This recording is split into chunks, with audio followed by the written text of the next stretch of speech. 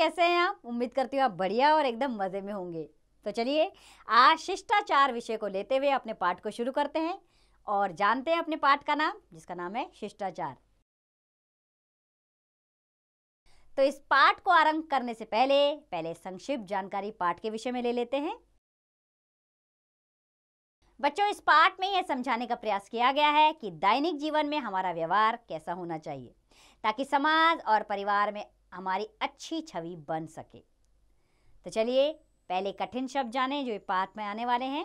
वे शब्द हैं अशिष्टता, अवहेलना, सिद्ध, नम्रता, अभ्रदता, प्रशंसनीय, प्रतीक और अनैतिक। ये शब्द इस पाठ में आएंगे और एक एक करके हम इनका अर्थ भी समझेंगे। तो चलिए पाठ शुरू करते हैं। रविंद्र स्कूल जाने के लिए बाहर निकला ही था कि उसके पिता ने टोका, बेटा जूतों पर कपड़ा क्यों नहीं लगाया? यह सुनकर रविंद्र खींच उठा, यानी कि अजीब सा गुस्सा आया उसका और बोला, पिताजी जब भी मैं घर से बाहर निकलता हूं आप टोकने लगते हैं। रवि देखो रुमाल जेब में है या नहीं? नहाने के पश्चात बनियान बदल ली थी ना? कमीज के नीचे वाला बटन टूटा हुआ क्यों है? ना जाने और क्या क्या। यदि इनमें से कोई एक बात रह भी जाए तो क्या अंतर पड़ता है? रविंद्र के पिताजी नरेंद्र सेना में मेजर हैं। अपने बेटे की बात सुनकर उन्हें पहले तो हंसी आ गई, परंतु अगले ही क्षण गंभीर हो गए और प्यार से बोले, रवि बेटा तुम्हें ये बातें छोटी छोटी लगती हैं, परंतु ऐसी ही छोटी छोटी बातें मिलकर बड़ी बन जाती है। कभी सोचा है कि जुकाम के कारण नाक बह रही हो और रुमाल घर पर रह जाए तो क्या हालत होती है? यदि कक्षा में बैठे बैठे छींक आ जाए और रुमाल जेब में ना मिले तो कैसा महसूस होता है?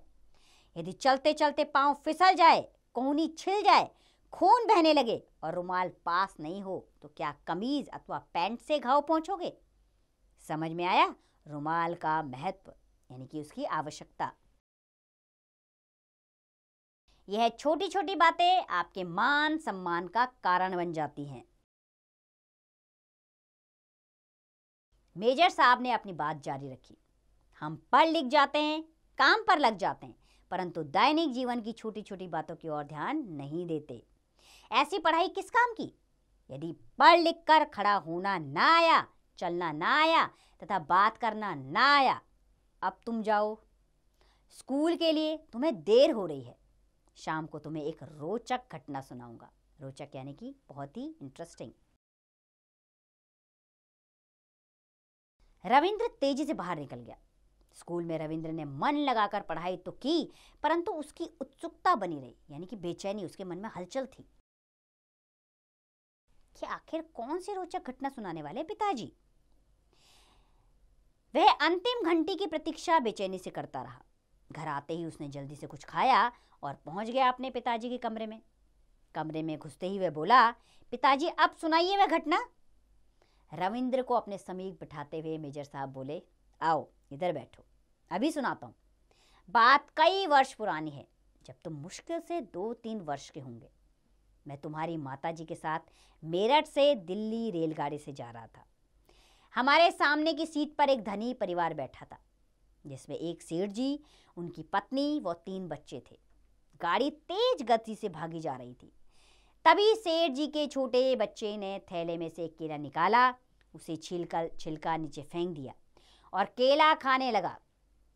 परिवार के किसी भी सदस्य ने छोटे बच्चे को छिलका रेल के डिब्बे में फेंकने से नहीं रोका। मुझे बुरा तो लगा, परंतु दूसरे के बच्चे को टोकने का साहस नहीं हुआ। थोड़ी देर बाद सेठानी को शौचालय जाना पड़ा। जो ही उसने शौचालय की ओर कदम बढ़ाया, पांव नीचे पड़े केले के छिलके पर पड़ा।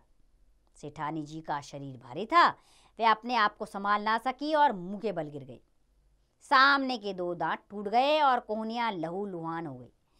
बच्चे की अशिष्टता कितनी महंगी पड़ी, अर्थात बच्चे का गलत व्यवहार।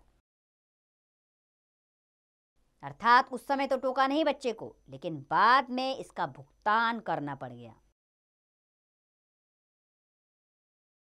रविंद्र ध्यान से पिताजी की बातें सुन रहा था। मेजर साहब ने बात जारी रखी, बेटा छोटी छोटी बातें बहुत उपयोगी सिद्ध होती हैं। और उनकी अवहेलना यानी कि नज़रअंदाज करना उसे कई बार घातक सिद्ध हो जाता है। घातक यानी कि हमारे लिए प्राण जाने जैसा हो, प्राण जाने जैसा हो सकता है। शिष्टाचार का अर्थ है हमारा वह आचरण जो दूसरों को बुरा ना लगे और समाज में हमारा मान सम्मान बढ़ाए। सामान्यतः हमें शिष्टाचार की कुछ बातों का हमेशा ध्यान रखना चाहिए, जो इस प्रकार है। जैसे नम्रता के बोल यानी कि सबके साथ शिष्टता के साथ व्यवहार करना। नम्रता के बोल शत्रुओं को भी वश में कर लेते हैं और कटु वचन वर्षों की मैत्री को भी पल भर में नष्ट कर देते हैं। अर्थात अगर आप कटु वचन बोलेंगे तो आपके अच्छा सा अच्छा मित्र आपसे दूरी बना देगा, और अगर आप अच्छे बोलों का प्रयोग करेंगे तो आपके शत्रु भी आपके मित्र बन जाएंगे। अगला है पुकारे जाने पर जी हाँ या जी नहीं कहना चाहिए। किसी बात से आप सहमत हो या नहीं, दूसरे की बात शांतिपूर्वक सुननी चाहिए। जहाँ तक संभव हो सके कभी ऊंचा नहीं बोलना चाहिए। बिना आज्ञा कभी किसी के निजी कमरे में नहीं जाना चाहिए। बिना अनुरोध किए बैठना भी अच्छा नहीं लगता। किसी का निजी पत्र खोलना या निजी डायरी पढ़ना भी गलत है। कूड़ेदान की व्यवस्था होने पर भी कुछ लोग, व्यवस्था यानी कि उसका प्रबंध होने पर,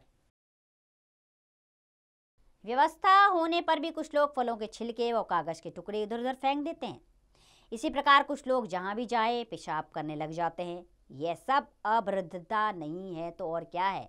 अभद्रता यानी कि गलत व्यवहार, चारों तरफ गंदगी फैलाना। यदि कोई पानी भी पिलाता है तो उसका धन्यवाद करना बेहद जरूरी है। अर्थात हर बात पर आपको धन्यवाद सबका देना चाहिए। बस अथवा गाड़ी में किसी वृद्ध, रोगी अथवा महिला के लिए स्थान छोड़ देना अति प्रशंसनीय है। अर्थात ये काम तारीफ के काबिल है। अगर आप किसी वृद्ध व्यक्ति, रोगी व्यक्ति या महिला के लिए अपना स्थान छोड़ते हैं। किसी भी बात के मध्य में शोर मचा देना, वक्ता को बीच में टोकना, वक्ता यानी कि बोलने वाला, अर्थात कोई कुछ बात बोल रहा है अगर उसको बीच में टोकना, पूरी बात सुने बिना ही अपनी बात कहना अनुशासनहीनता है। टांगे मेज पर फैलाकर बैठना, पांव कुर्सी पर रखकर फुहड़पन है। बात करते समय दूसरे का कंधा बार बार झकझोरना तथा आंखें मूंदना उज्जड़पन की निशानी है। दूसरों को हीन समझना और अपनी ही गुणगान करते रहना अच्छे चरित्र की पहचान नहीं है। राष्ट्रगान के समय हिलना डुलना अपराध और अनैतिकता है। अपराध यानी कि जुर्म है।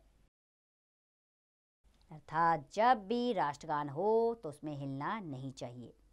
दैनिक जीवन में किया गया ठीक व्यवहार अपने मन की संतुष्टि तथा दूसरे के मन को प्रसन्नता प्रदान करता है। संतुष्टि का अर्थ होता है संतोष।